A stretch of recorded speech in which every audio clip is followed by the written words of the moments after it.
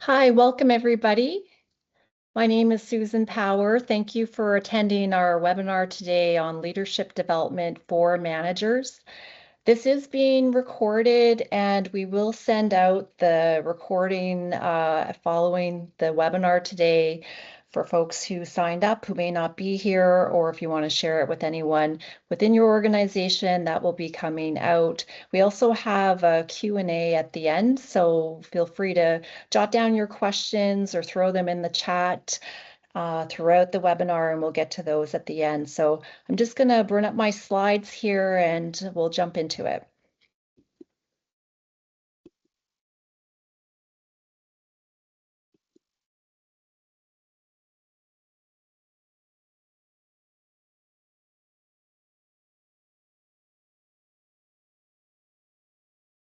Okay, so you should see those coming through on your end. I cannot see any of you while this is in slideshow mode, so if you do add something in the chat, I may not see it till the end of the presentation. Just a heads up on that.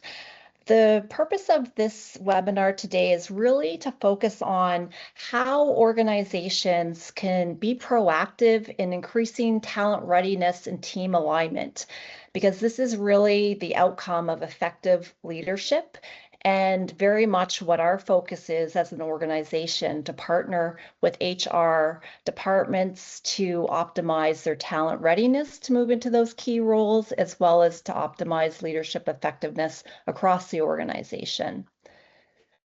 The objectives for this class today, this masterclass, are to share with you what some of the most common leadership challenges are that we hear from our clients, particularly at the middle management level.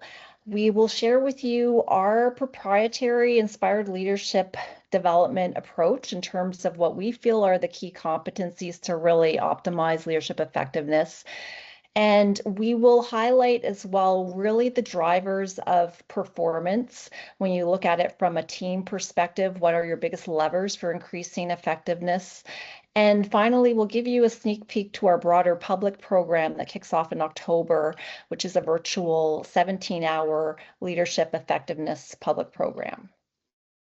So Power Up Leadership, if you're not familiar with us, we are based in Halifax, Nova Scotia, Canada, and we've been in business for 7 years. We have clients across both Canada and a few in the US, and we have facilitators and ICF certified coaches across Canada as well.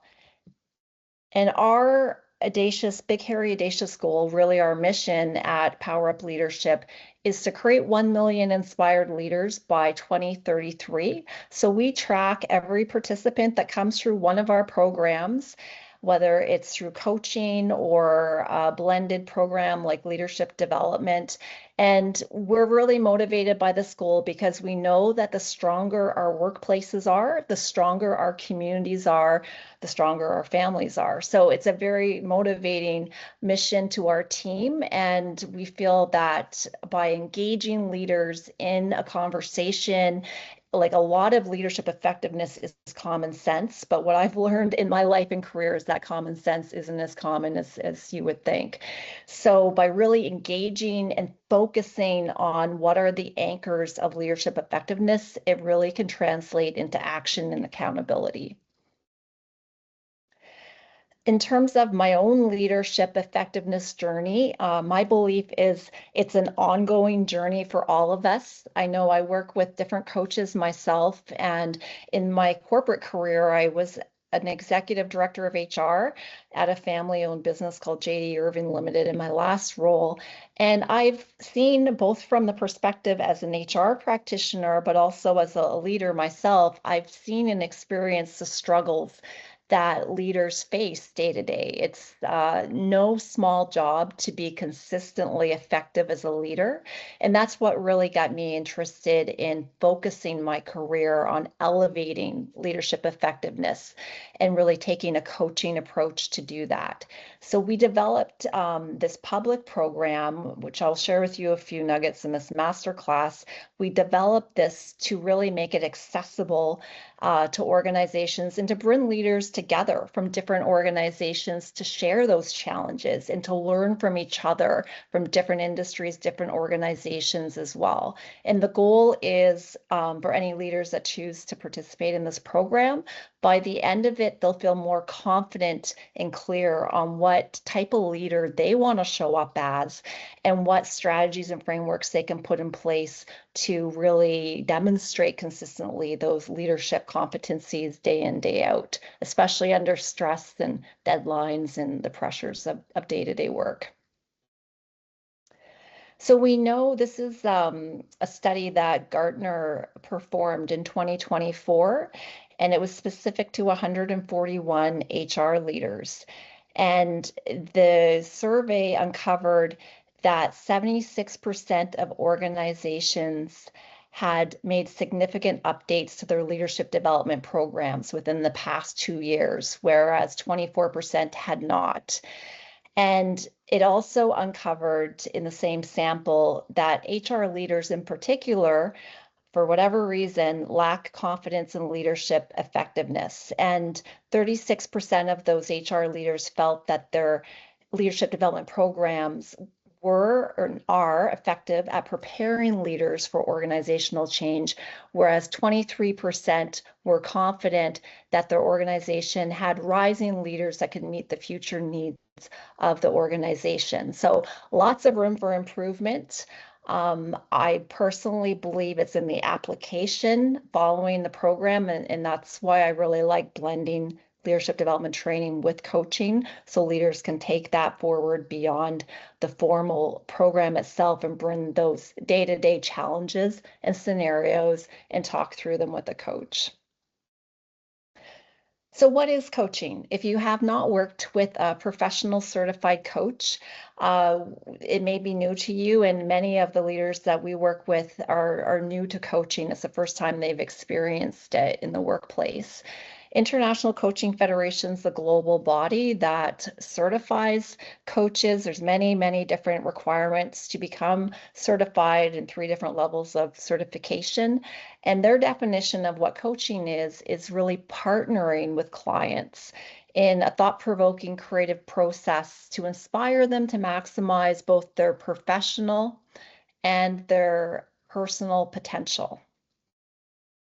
So often, and I know I hear this a lot on the coaching calls that I participate in, often as leaders are elevating how they show up at work and learning new skills like having difficult conversations, holding team members accountable, really reinforcing the values of their organization and having those conversations that do that, they notice that they level up in their personal lives as well.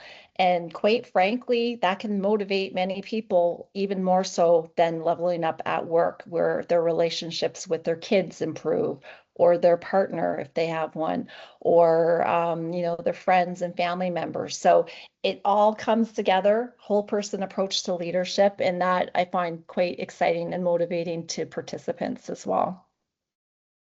So that's why we introduced this as our second year of launching this program, our public program. We introduced our Inspired Leadership Development Program, and it really is about building confident, adaptable leaders that can align their team. So any managers that come through this program, what they told us in our first year last year, bringing this public, was that it really helped reduce turnover. It helped managers' employee engagement results increase, and it really helped foster those open conversations that result in change, adoption, more innovation, and really just keeping up with the pace of organizational change today. One participant, a finance manager by the name of Sally, so we offered this program privately as well. We had the opportunity, this was the second year we worked with CAA, Canadian Automotive Association Atlantic, and Sally in particular was a new people manager, kind of at the front end of her career, and her experience is outlined on the slide that it resulted in actionable strategies that helped her with employee engagement and performance management. And I'm just smiling because I'm thinking through some of the coaching conversations that we had. I worked with her personally, and she was really tested. Lots of people challenges thrown at her that she very gracefully executed and engaged and resolved. And, you know, I think in particular, when you're a new people manager and you're faced with those challenges, it can be sometimes even more daunting because it's all brand new, right? But the best way to learn any new skill is through practice. Those are just a few other testimonials from participants.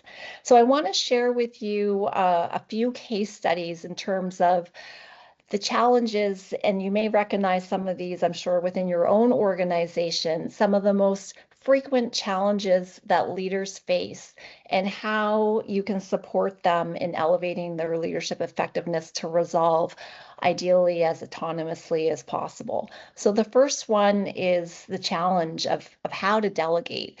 Many new people managers have a bad experience with delegation, and sometimes it causes them to shy away from delegating in the future. And often, what we find is it's because they haven't clearly communicated the expectations when they're delegating or set up the delegation in kind of a thoughtful, intentional way. You know, it's not just as simple as shooting off a quick email with context missing and not really just trying to get it off your plate onto someone else's plate. It's often that's often when things go off the rails with delegation.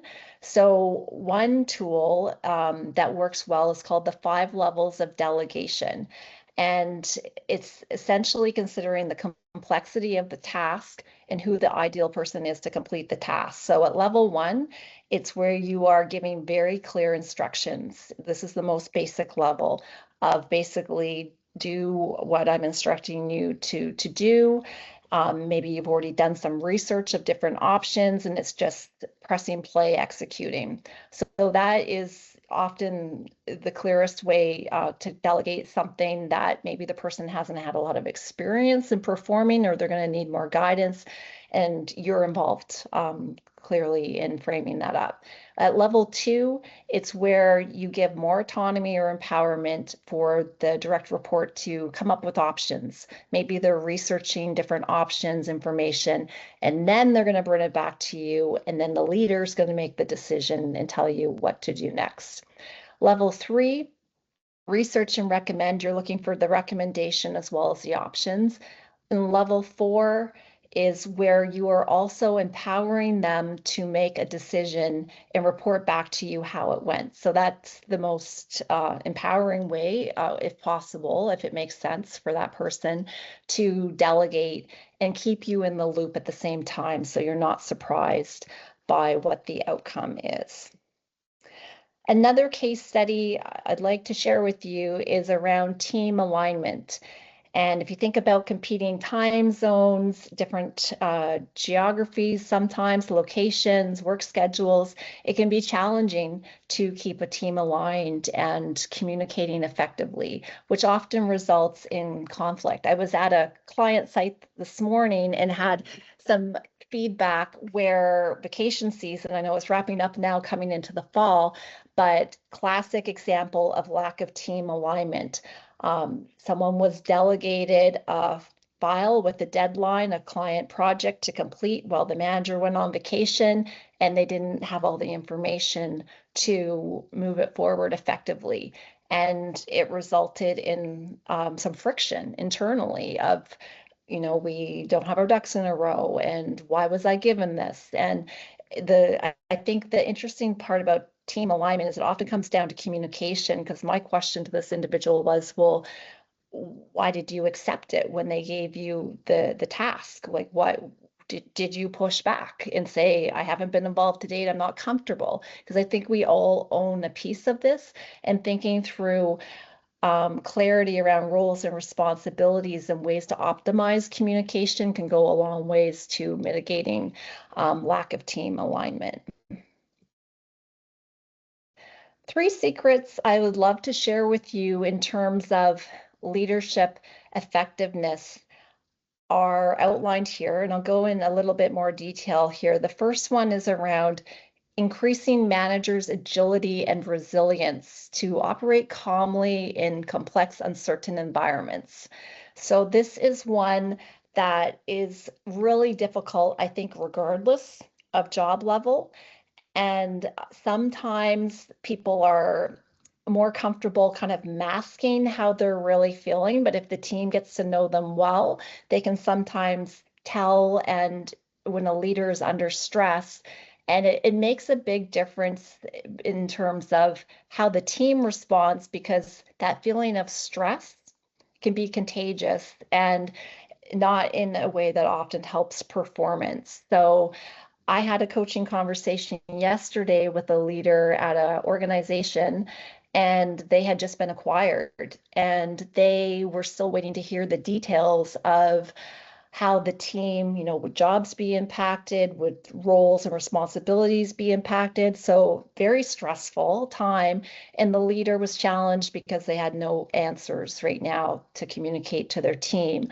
So this leader was working on this exact goal of, how do I increase my own resilience and stay calm and help the team do the same thing when I can't reassure them really in terms of the future. So the best that she came up with in the coaching call was, I'm encouraging them to upskill their skills around AI and around SEO, because they were in a marketing function, and this will help them irrespective of the outcome of the acquisition, should they stay or should they go. So there's always something within our control and influence, and I think this helps a lot with managers increasing their own resilience and ability to respond calmly, to really identify what's within my control and what's outside of my control.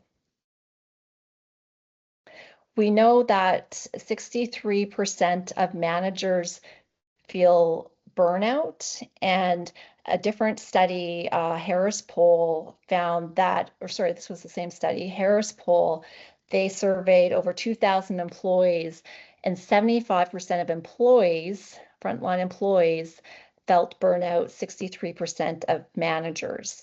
So I think managers play a key role in helping employees recognize if they are feeling burnt out or heading in that direction, and really coaching them to take action to manage their energy and to feel comfortable voicing their feelings, so they can, whether it's emotional regulation or maybe taking some time off or recognizing this before it has a more detrimental effect, can go a long ways, because it definitely influences performance. We can pretend that we're not feeling burnt out, but if that is the track that you're on, maybe workload needs to be revisited, or your own habits of self-care need to be revisited, but there are things within our control to manage burnout. The second secret of leadership effectiveness, and we uncovered this in our own research that we conducted in February, was that self-awareness, according to the survey Power Up Leadership performed, is the #1 gap in leadership effectiveness. And it's so fascinating that according to the research of Tasha Eurich, who wrote the book Insight, most leaders think they're highly self-aware, yet they are not. I think her research shows 30% of leaders are truly self-aware. And she differentiates between internal self-awareness, really knowing what drives you internally, your values, your motivations, your strengths, your weaknesses, versus being tapped into how others perceive you, that external self-awareness, others' reactions to how you communicate. And really the two combined are what is for effective self-awareness. So the beauty about leadership development and coaching in particular is it can really flesh out those aha moments, those insights of, wow, I didn't realize that was the impact I was having. I've never thought about it that way because no one's asked me that question before. Or just hearing an insight shared by another leader of, well, I responded this way to this challenge, and hey, I've had that same challenge, and I never thought about responding that way. let's compare and contrast our results, right? So it's this ongoing kind of peeling the layers of an onion back to increase self-awareness. And again, having a structured, intentional program, whether you do that internally or access our public leadership effectiveness program, is a great vehicle to equip leaders to be more self-aware. And we know that that results in reduced turnover.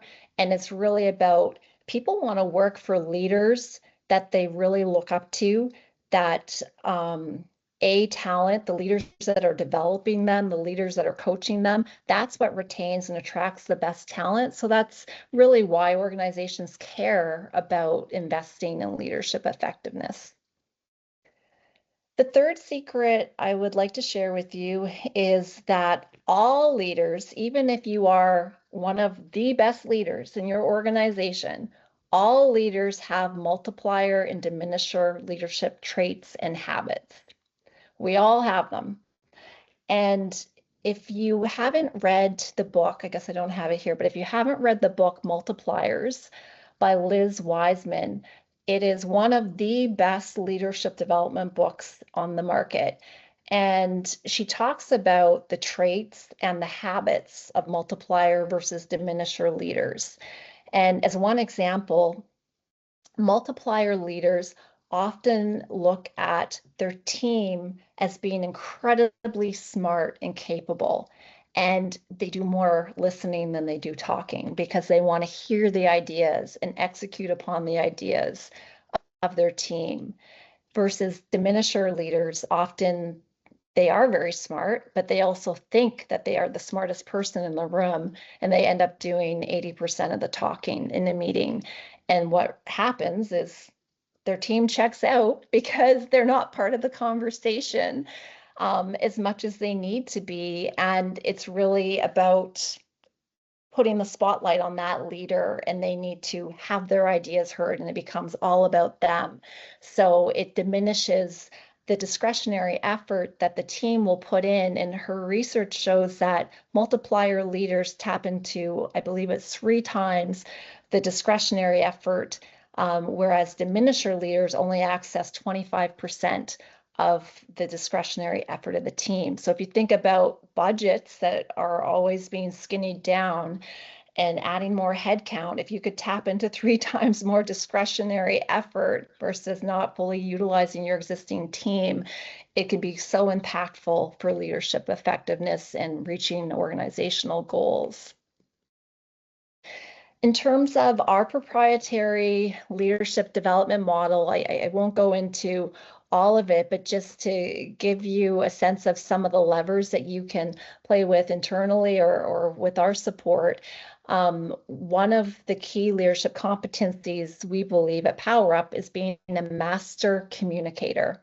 Because especially the higher up the food chain you go as a leader, a bigger part of the job becomes communication, externally, internally, the influence. So we've defined master communicator as being made up of leadership presence, authenticity, and empathy.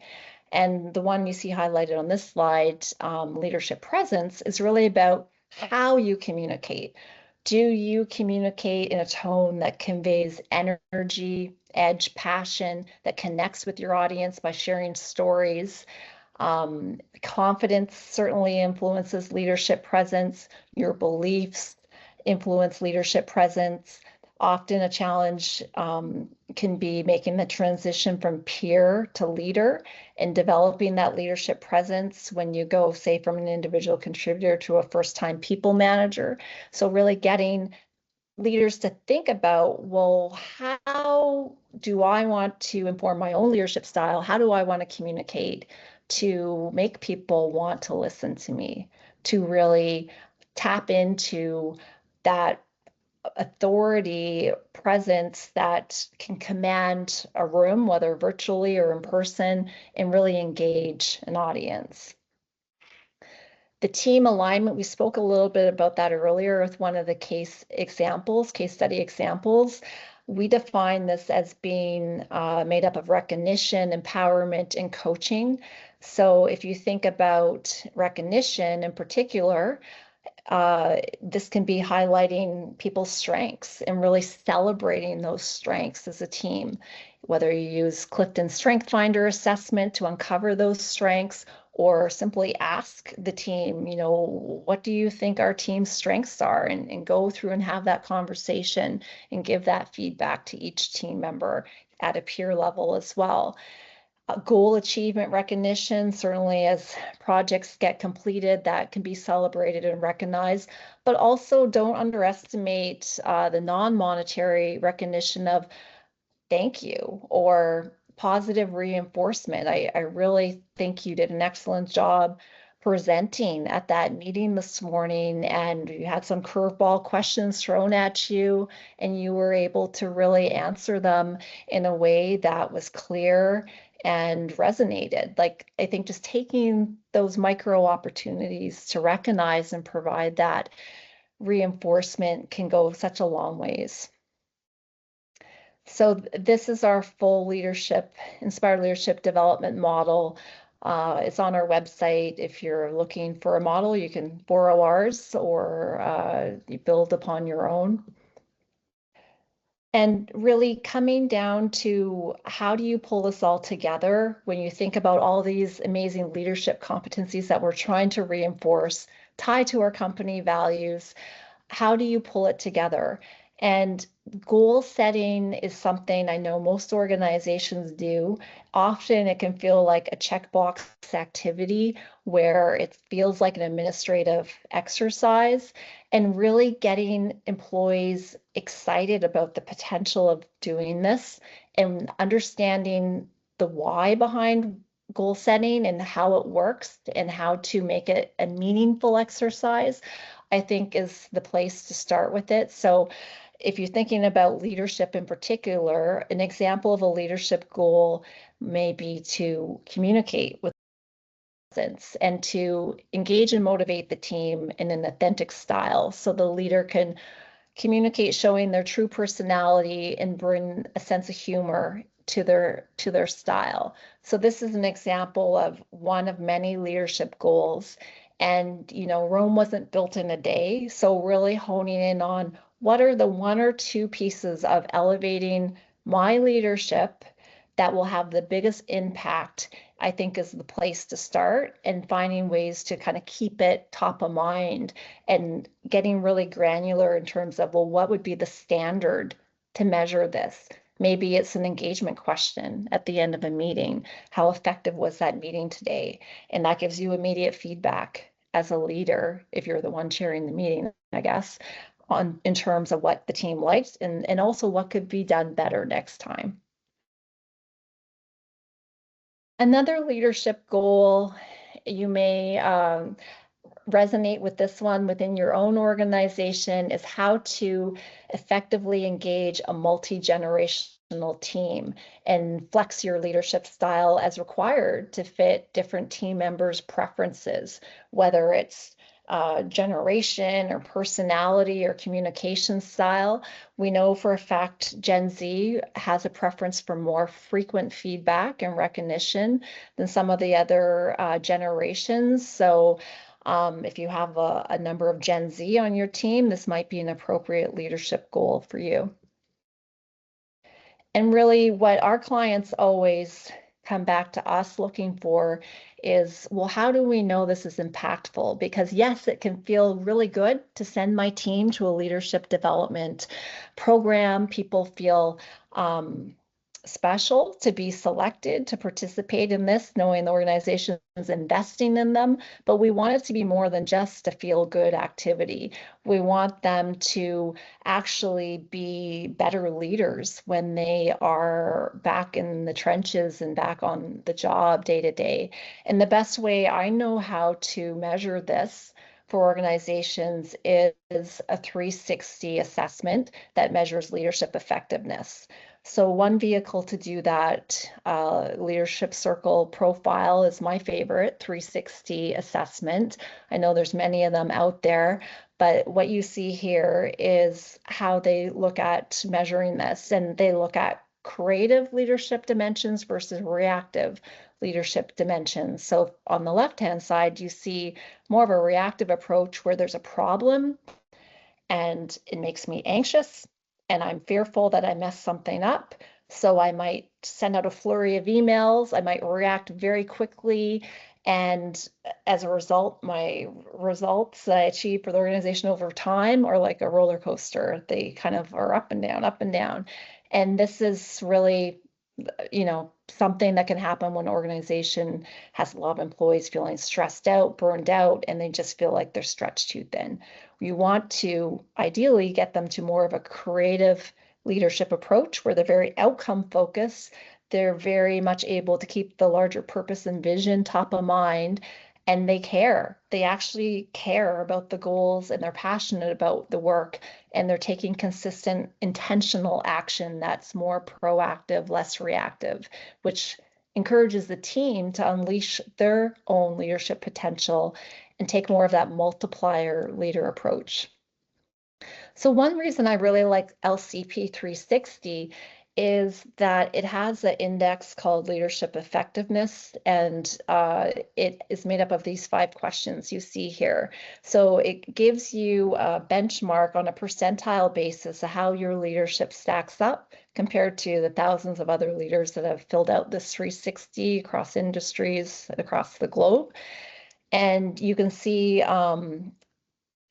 I'm satisfied with the quality of the leadership the leader provides. They're the type of leader others should aspire to become. They're an example of an ideal leader. They help the organization thrive. Overall, very effective leadership. So you can benchmark all your leaders or at an individual level. And what happens is if you score high on this, the creative part, the top half of the circle, becomes much more highly scored as well as positively correlated to leadership effectiveness. So you see in this graph, they have shown through all their client organizations the direct linear relationship between leadership effectiveness and business performance, where the top 10 percentile, and this is in the for-profit world, they perform better financially and have higher leadership effectiveness on a 5-point scale compared to the bottom performing. So you can see all the dots like right at the top. It's quite significant how it really, really does group together closer it gets to 5 out of 5 for leadership effectiveness. In terms of communications, maybe you've participated in DISC work of leaders. There's a number of different DISC assessments. There's a workplace communications assessment. This one we've selected specific for our public program because it's focused on a leadership, people leadership level. And it really breaks down the communication drivers that align to vision, alignment, and execution. So what's helpful about this is it makes leaders more self-aware of their go-to communication style and how they can flex to accommodate others who may have a different communication style. So again, it really comes down to encouraging leaders to better align their teams so they can realize their organizational performance goals. So to share with you a little bit about the public program we have that starts in October, it can be quite an investment to send leaders to any of the large universities to attend an in-person leadership event. So often the executives are the ones chosen for that, and the leaders don't get that opportunity all the time. So what I love about our program is because it is virtual, it is so much more accessible for leaders, more at that middle manager level, and easily could be priced at over 12,000 USD, and we've priced it at 1950 USD for the 17-hour program. And really, if you think about what that includes, it includes 6 private one-on-one virtual coaching sessions with an ICF coach, which just as an FYI, the market rate is around $350 an hour for one coaching call. So the value of having 6 calls is quite decent value.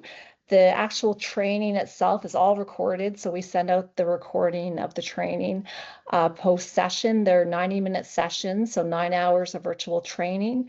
And then we have 2 group coaching sessions where the leaders can be coached in front of the group and practice coaching and building their coaching skills, as well as the DISC Work the Leaders assessment, a proprietary leadership intake diagnostic where they can self-assess their own leadership effectiveness and where they feel the biggest gaps are, and pre and post learning resources. So the topics that we cover really align to the key challenges that leaders have, everything from being better at communication to being more effective at delegation, time management, not avoiding those difficult conversations, building trust-based relationships, and really getting clear on what is their own authentic leadership style. We also invite members to be part of a private LinkedIn community so they can share and communicate best practices amongst each other during the program and following the program. And of course, they receive a certificate of successful completion that they can apply to their professional development hours as well. So tons of value packed into this 12-week program, 17-hour program. They also access coaching.com, which is our coaching software where goal setting is performed with their coach and learning resources are shared, as well as the scheduling of the coaching calls. So the goal, again, is to create and transform leaders to become the type of leaders that lead their team, achieve alignment, influence, and buy-in. And really the type of leaders that people want to work for, that ideally line up to work for. So just like the case study of the challenge of how to delegate, this will be addressed and your leaders will learn all the best practices around how to delegate effectively in a way that empowers the team and motivates the team. And similar to the case study I shared with you about the team alignment, about the case where the manager went on vacation and there was a lack of team alignment in terms of roles and responsibilities, we'll really dive into what are the ways to mitigate those risks and get really clear on what the roles and responsibilities are to avoid that miscommunication and potential conflict. So the program is something that starts in October, and my favorite part about facilitating this is to get that dialogue going, because I feel like leaders learn so much from other leaders in different industries, in different roles, different perspective that they may not hear within their own organization.